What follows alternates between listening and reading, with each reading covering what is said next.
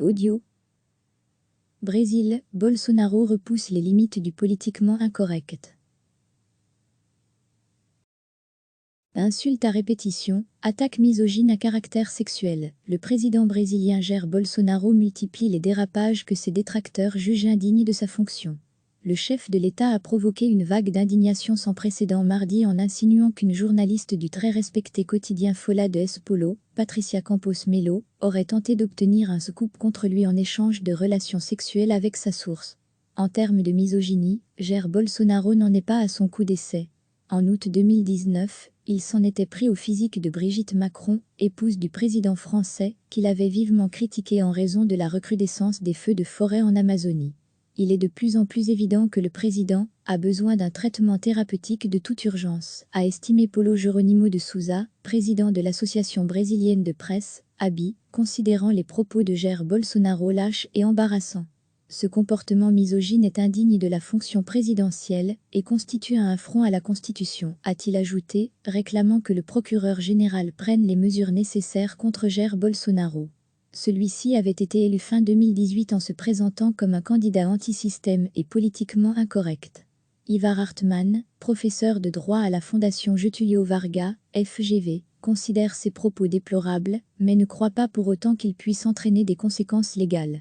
La loi brésilienne prévoit que porter atteinte à la dignité et l'honneur de la fonction présidentielle est passible de destitution. Mais pour qu'une procédure de destitution aboutisse, elle doit être approuvée par les 3/5 des députés, ce que la plupart des analystes jugent peu probable dans le cas de Jair Bolsonaro. La gauche va sûrement argumenter que ces propos portent suffisamment atteinte à la dignité de la fonction pour motiver une destitution, mais je ne vois pas le Congrès disposé à aller jusque-là, estime Ivar Hartmann. Depuis le début du mois, le président brésilien a adressé 2 bras d'honneur à la presse à Brasilia. Rodrigo Maia, président de la Chambre des députés, a tiré la sonnette d'alarme mercredi, craignant que l'agressivité du président n'envoie un signal négatif aux investisseurs. La présidence est contaminée par les incivilités, l'ignorance et le machisme abject de son occupant, a fustigé Folha de S. Paulo dans un éditorial mercredi.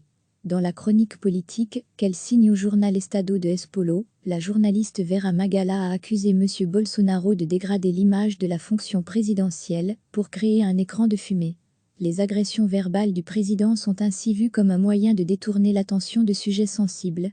En décembre, quand un journaliste lui a posé une question sur des accusations de corruption pesant contre son fils aîné, le sénateur Flavio Bolsonaro, il a répondu par un commentaire homophobe, lui lançant « Tu as une tête terrible d'homosexuel ».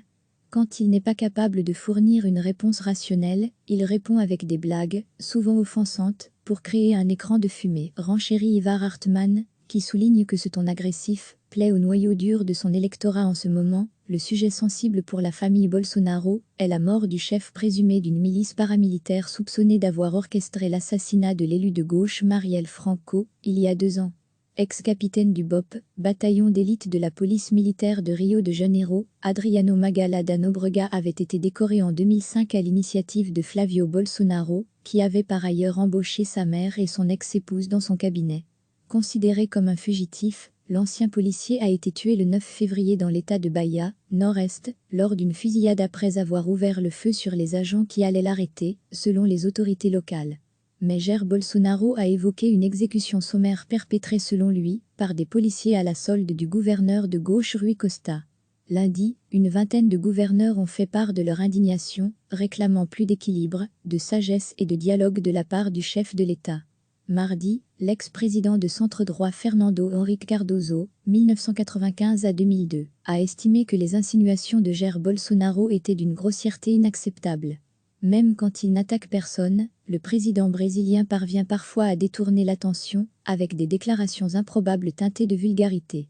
En août, il avait par exemple préconisé de faire caca un jour sur 2 pour préserver l'environnement. Recevez chaque matin l'essentiel de l'actualité.